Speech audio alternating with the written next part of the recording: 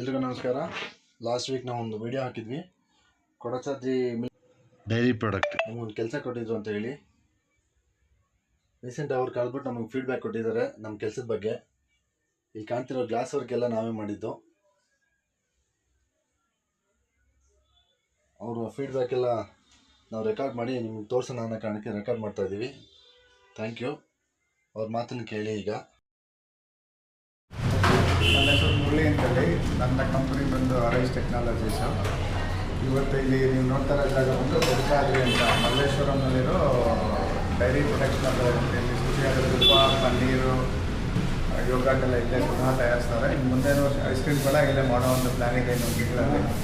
So ಈ video ನಾನು ಏನು ಹೇಳ್ತಾ ಇದ್ದೀನಿ ಅಂದರೆ, ವಿಡಿಯೋಗೆ ಸಂಬಂಧಪಟ್ಟ ಪ್ರಾಜೆಕ್ಟ್ ಎಲ್ಲ ಗ್ಲಾಸ್ ವರ್ಕ್ ಇರ್ಬೋದು, ರ್ಯಾಕ್ಸ್ ಇರ್ಬೋದು, ಆಮೇಲೆ ಒಳಗಡೆ ಮೆಟೀರಿಯಲ್ ಶೆಲ್ಫ್ ಇರ್ಬೋದು, ಎಲ್ಲನೂ ನಮ್ಮ ವೆಂಕಟೇಶ್ ಅಂತ ಹೇಳಿ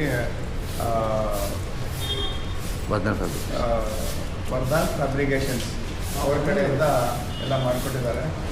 ಕೆಲಸನೂ ತುಂಬ ಚೆನ್ನಾಗಿ ಬಂದಿದೆ, ಕ್ವಾಲಿಟಿ ಲೆವೆಲ್ ಬಂದಿದೆ.